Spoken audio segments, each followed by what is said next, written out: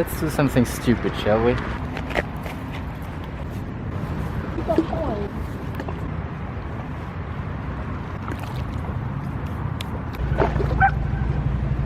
Okay, I think we're good. That's a good meter to everything. I think I'm fine here. Need to keep my safety distance. Hello and welcome on this wonderfully sunny day. Oh man, it's so nice to be able to enjoy one's freedom and health. Like, yeah. Don't worry, I keep my distance to other people. That's why I moved out here and don't vlog where people are, right? They're just passing by over there. Don't worry about them, and don't worry about the street, and don't worry about the trains. It's all fine. Welcome to the first episode of the Corona Diaries. Is that what I want to call it? Should I call it my COVID-19 experience? That also sounds wrong. Sea vlog number 1. I like that because it's like I'm okay. That's a lake, not the sea. Forget that. If we say sea vlog, might as well punch out the whole marketing potential of that word and call it Corona vlog. Yeah. Let's call it the Corona vlog. Corona vlog number 1 or COVID vlog, co-vlog, co-video. How about co-videos? This is a co-video series. Nah, I think I'll stay with Corona vlog. Let's get to it. I got the water standing to my knees already, literally. So here are the facts. I have a friend. Fact. That's fact number 1. I have a friend. I have a friend. Another fact is that I met said friend yesterday in the evening because she lives in the same shared flat that I stayed in. So for one night we shared the same flat. And to be more specific here, that means we've been in the same room with closed windows. It's not like we've been close. Like, I didn't give her a hug as I usually do. I did not do that. But we were still in the same room, in and exhaling the same air. The closest I've been to her was like, 1 meter when we both brushed our teeth. That also means I touched the same things as her, being the water thingy. Also, she cooked for us. We didn't eat together, but she cooked and had something to eat, and then I got the same stuff to eat. I ate what she prepared, and I did the dishes of our stuff. So there was definitely potential, right, to exchange some droplets. Facts. That's facts. There was the possibility, yes. Also fact, said friend, now it's getting rough, I'll have to stop myself here. In order to protect the privacy of my friend, I will not share all of the facts. Let's just say that she's been in direct contact with a person who tested positive on coronavirus. Yes, so those are the facts. Now comes the speculation. We don't know yet if my friend is infected with coronavirus. We don't even for sure know that said person is infected with coronavirus because it could have been a false positive at the test. However, since my friend shows the exact same symptoms, it is likely, I would say, that she has coronavirus. Which brings us to me, the person I like to talk about most. I might have gotten infected. No idea. Could be. Again, I wasn't close to her. But knowing that coronavirus is hella infectious, like, like very infectious. That's like the problem with this freaking virus. It is possible, if not likely, that I am infected with COVID-19. Now, that happened yesterday, because today in the morning I already knew about it and we kept even more distance and I got out of there as soon as I could. I want to get away. I wanna take a train away. Yeah. Dang it. Yeah. Yeah. That's one reason why I'm back in Klagenfurt so early. If I got infected, then I got infected yesterday. Do I have any proof for that? No. But can I have? I don't know. The only thing that I realized was that I did not sleep well this night. Yo, we might have a problem. It's 3 in the morning and I can't sleep. But I don't think that that's already from me being sick that I can't sleep well. I think it's more of a psychological thing, because I know that if I'm stressed or if something is bothering me, I don't sleep well. And tonight I couldn't sleep for an hour and a half in the middle of the night, because that was just on my mind apparently. My subconscious just didn't like it that I could potentially have coronavirus. But that's purely psychological. Could have happened in any case. Of course I don't have any symptoms yet, and as far as I'm aware, or as far as I remember from the initial media coverage, you have like 2 days until you become infectious yourself, which is why I'm still feeling okay with going out today. I mean, when I cycled here, I had my mask on and I am keeping distance to other people, and I don't think I'm infectious yet. This will start tomorrow or the day after. And then it will take another week or week and a half until I actually show symptoms, because that's how my friend experienced it. She had the team meeting 1.5 weeks ago, and only yesterday she started feeling sick. So it might last a week until I actually feel something, or I might not show symptoms at all. But if my friend is tested positively, and she lets herself be tested obviously, then I'm also gonna let myself get tested, and then I'll have the proof earlier than that, even before I show symptoms. But yeah, that's where we are right now. Lots of speculation, nothing like set in stone. I mean, I can be lucky.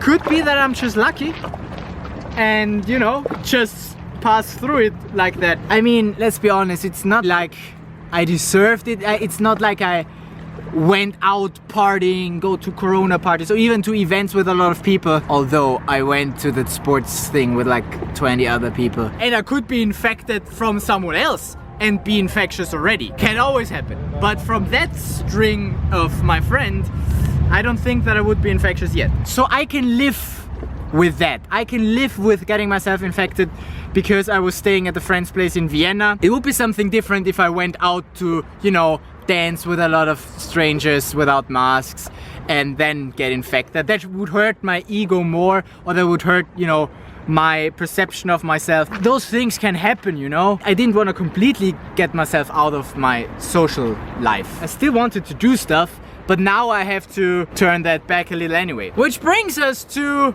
what now? What now? Obviously, I shouldn't meet people, especially not my grandparents. My parents just happen to live with me, or the other way around. So completely avoiding them will not be possible, but I have my room and my office that can pretty much be locked away from the rest of the flat. So I'm trying my best not to transmit it to my parents. That's the one thing. The other thing, let's wait until this train is passed, because I like trains, but I don't like noise. Yay! Okay then. So I'm trying as good as I can to not have much contact to my parents, but also to anybody else. I'm not gonna meet friends, even though Krasche will be coming to Klagenfurt, but I can't meet up with him unless I get a negative result on a corona test, which is something I will get done eventually. I'm gonna call that today or tomorrow and ask if it makes sense to test me already, or if I need to wait until my friend is tested positively that they test me. I don't know. In the next few days I'll be tested, I think. Side note, my friend actually says it's unlikely that she infected me because we did keep distance and stuff. And of course, I mean, that's what I hope. Yeah, I mean, of course I hope that she didn't get me sick. But I have a more conservative approach. Realistically, I would give myself a 50-50 chance. I don't have a strong for or against case since I don't really know a lot about the disease except that it's very infectious, but also we kept distance, so it's like since I really am not an expert on that field, I give it a 50-50 chance. I give the same probability to both events, me having the virus and me not having the virus. But, and here's the important thing that I want to reiterate, I need to act as if I have it. That's the important thing here. I need to fully act as if I was 100% certain that I had it. Because if I'm wrong, with that approach, I don't lose much. What do I lose? Well, 3 or 4 days of my freedom that I would spend inside instead of outside at the lake or meeting people. And that's a very low price to pay. Because the other option, if I have the virus but I think I don't, that comes with a lot higher costs. Being getting my parents sick or getting other people sick. And we really don't want that serious to be how I lost my mother.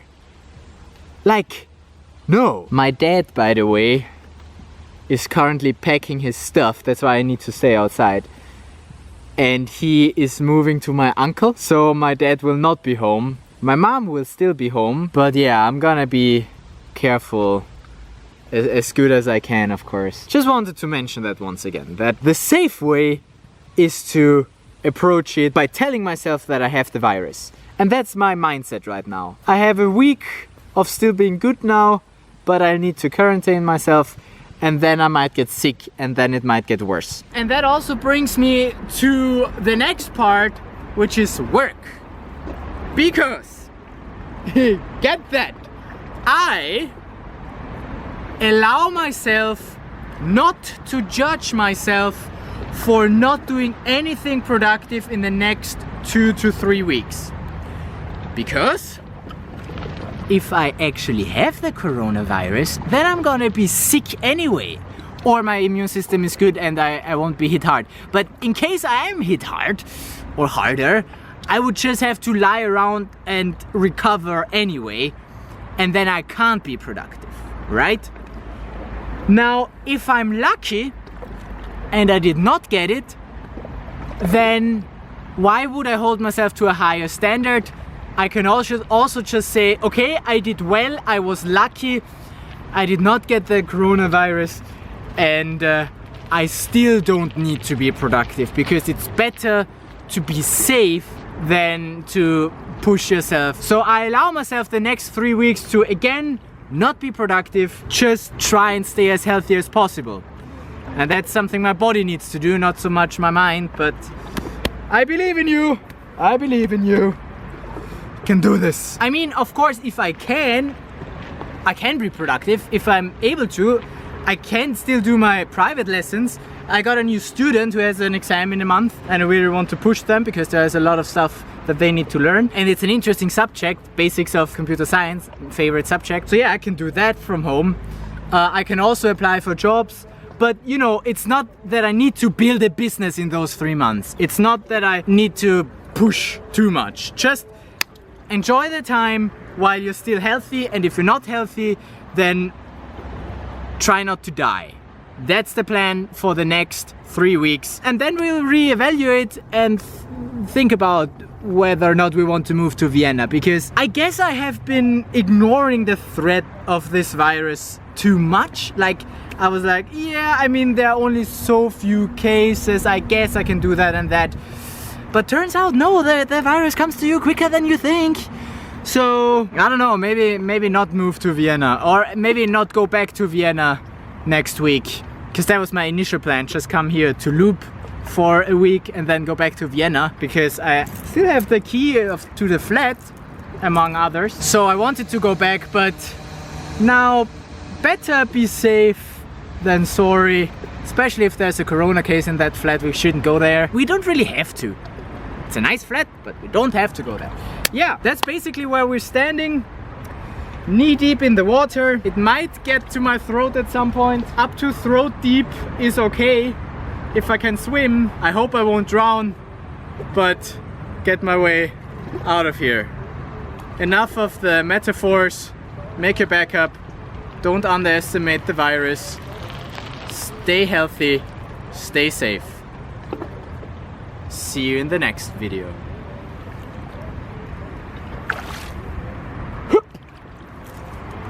I made it! I'm out!